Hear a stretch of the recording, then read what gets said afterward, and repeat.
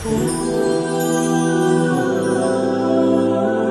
الله علیه و سلم اونچنان یک وعده نیکو داد که با اولین قطره که از گردن خونی همون قربانی در زمین میچکه تمام گناه های اهل خانواده و قربانی میکردگی بخشیده میشه. با اولین قطرش همه سعی و خطا و گناه های خانواده بخشیده میشه. مثلا کافر باشد یا یک تش مرید لحم باشد. مثلا مرید لحم گفته فقط میگه من گوشت میخرم، نیت قربانی نداره، 6 نفر دیگه هم قربانیش باطل میشه، بیکار میشه. یعنی فقط باید که مقصد قربانی داشته باشه. اما از دیگر جانورایی که حلال هستن شریعت رخصت نداده. مثلا اسب قربانی کرده نمیشه، آهو را قربانی کرده نمیشه، یا مثلا بزی کویی که شکارش میکنن از اونجا برای قربانی کرده نمیشه. فقط از همین چیزایی که نمبر کردیم، بز و گوسفند و گاو و شتر از همین قربانی کرده میشه، دیگر چیزا نمیشه. یا که از مرغ نمیشه و از اینا قربانی کرده نمیشه. قربانی کردن وقتش بعد از نماز است. الله عزوجلال در سوره کوثر بیان میکند که فصلی لربک وانحر. فصلی لربک، اول نماز بخون برای پروردگارت، یعنی نماز عید بخون و وانحر، بعد یا قربانی کن. ما نحر میگیم ذبح. نحر گفته یعنی شتره از گردن بریدنه. شتره به مثل گاو و گوسفند از مکش نمیبرن، بلکه از گردنش از سر سینه‌اش جدا میکنن، این نحر میگن. اما از تگ مک بریدن ذبح میگن. خب فصلی لربک وانحر، بعد از نماز شما چی هست که میتونین قربانیاتون کنین در شهرها. اما در کوهستان و قشلاق جاهای دوردست صبح که دمید میتونن قربانیاشون بکنن. اما از شب یک روز پیش قربانی درست نمیشوه، او فقط یک صدقه میشه و قربانی نمیشوه. قربانی به گردن کسی واجب است، حتما باید بکنه. قربانی ها را پیامبر صلی الله علیه و سلم اونچنان یک وعده نیکو داد که با اولین قطره که از گردن خونی همون قربانی در زمین میچکه تمام گناه های اهل خانواده و قربانی میکردگی بخشیده میشه.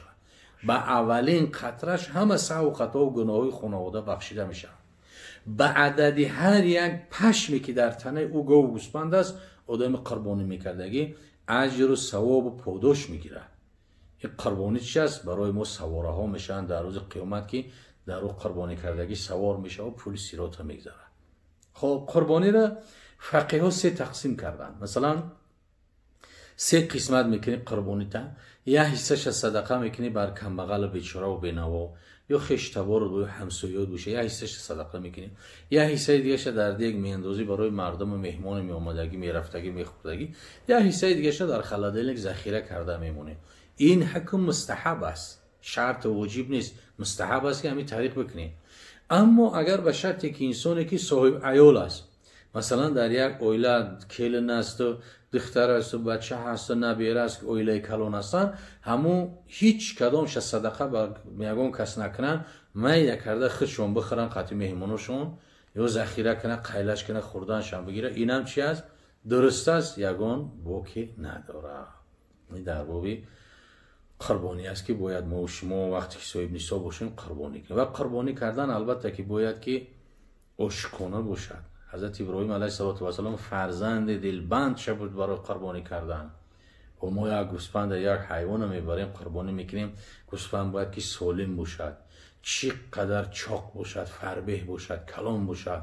گوسفندی مثلا کور و لاغر، شل گنگ، شاخ شکسته و گوش بریده و دم بریده و خیلی مثلا که وقتی که یگان کمبودی و نقصان کلام داشته باشه، ایره قربانیش درست نمیشه.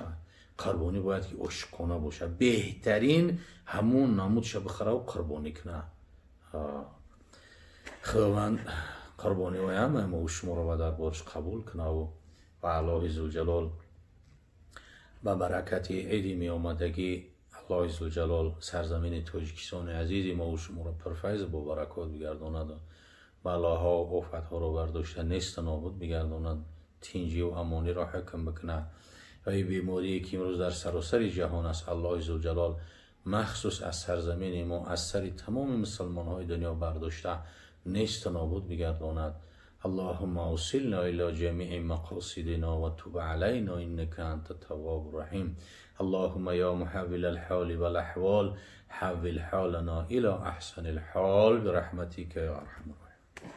عن ابن عباس رضی الله تعالی عنهما قال قال رسول الله صلی الله علیه وسلم ما من ایام العمل الصالح فيها احب الى الله من هذه الایام.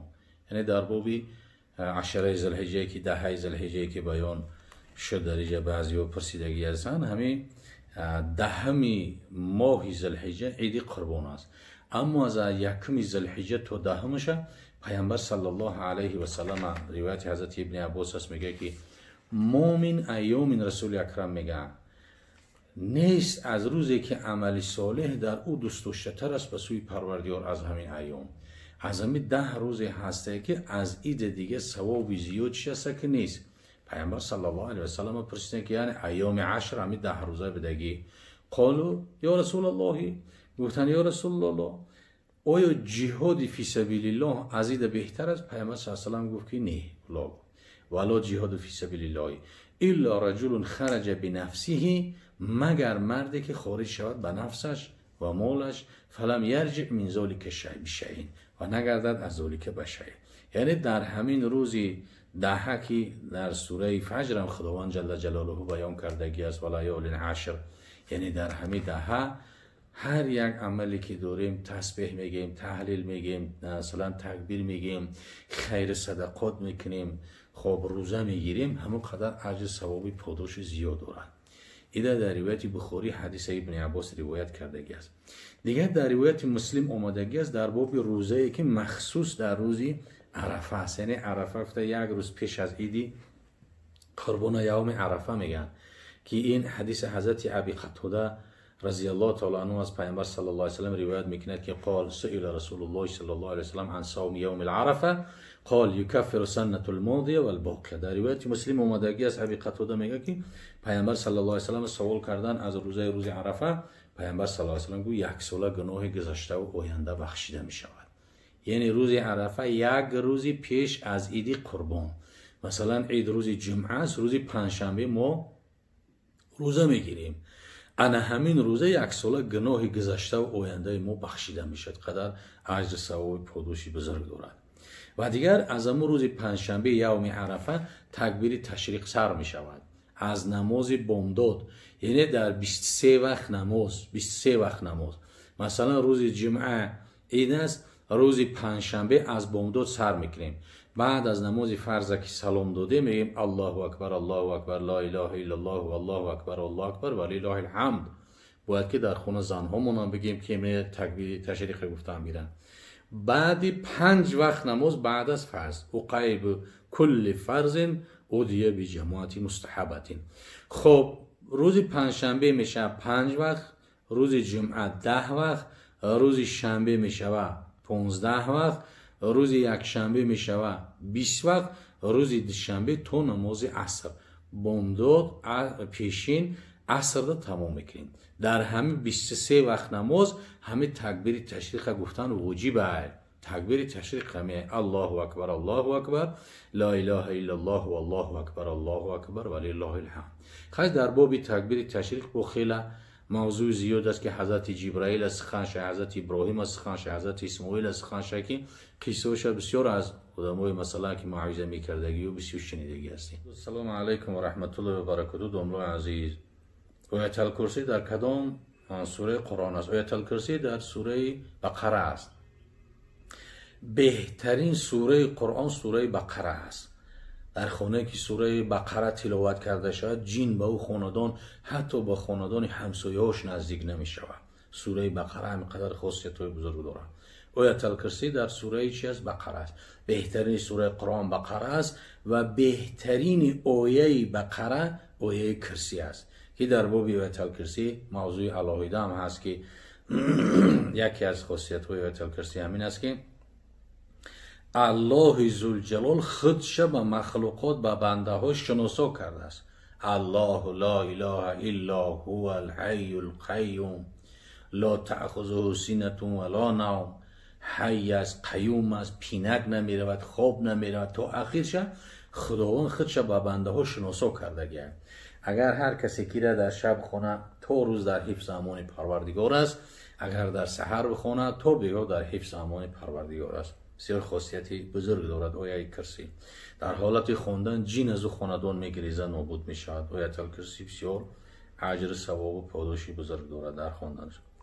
دیگه نکته است در یک پاره قرآن چند آیه است؟ التماس جواب بدید. در یک پاره قرآن پاره های قرآن مختلف هستند. در بعضش آیه کم است، در بعضش آیه زیاد است. مثلا در پاره های اول سوره بقره و آل عمران و نساء آیات دراز هستند و کم هستند. اما در پاره سیم ببینیم از سوره مثلا نبع پایان آیه ها کوتاه هستند، خیلی زیاد هستند. اینو هر خیلی هستند، گاه کم است.